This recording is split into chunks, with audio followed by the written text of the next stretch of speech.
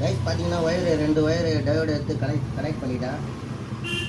ரெண்டு ஒயரும் பார்த்தீங்கன்னா ஒன்று வந்து லெஃப்ட் சைடு இண்டிகேட்டரோட மெயின்லேயும் இன்னொன்று ரைட் சைடு இண்டிகேட்டரோட மெயின்லேயும் கொடுத்துடணும்.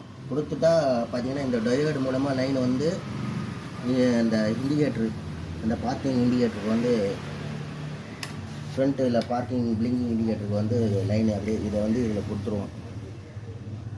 இது வந்து பார்க்கிங்க்கு ஹெட்லைட்டோட பார்க்கிங்க்கு அது ஏற்கனவே லைன் அதிலே இருக்கும். இது வந்து ஆப்போசிட் லைனு இண்டிகேட்டரோட லைனு. இது அப்படியே இதில் கொடுத்துட்டிங்கன்னா முடிஞ்சுது. இது ரெண்டும் வந்து பார்த்திங்கன்னா ஒன்று வந்து லெஃப்ட் சைடு இண்டிகேட்டரோட மெயின்லையும் ரைட் சைடு இண்டிகேட்டரோட மெயின்லையும். இது வந்து எல்லா வண்டிக்குமே காமன் தான், இந்த வண்டிக்கு தான் இல்லை.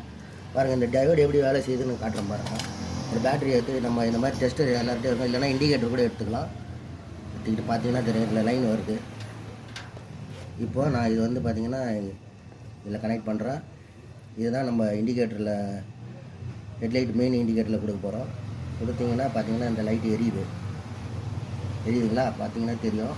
இதுவே பார்த்தீங்கன்னா ஆப்போசிட்டில் நான் கொடுக்குறேன் லைனை.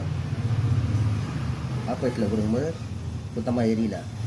பார்த்தீங்கன்னா இது வந்து இந்த டயோடு வந்து வேலை செய்யுது. இப்போ கரெக்டாக ஒரு லைன் வரும்போது இன்னொரு லைன் ஆப்போசிட்டில் போகாது, இன்னொரு இண்டிகேட்டருக்கு லைன் போகாது.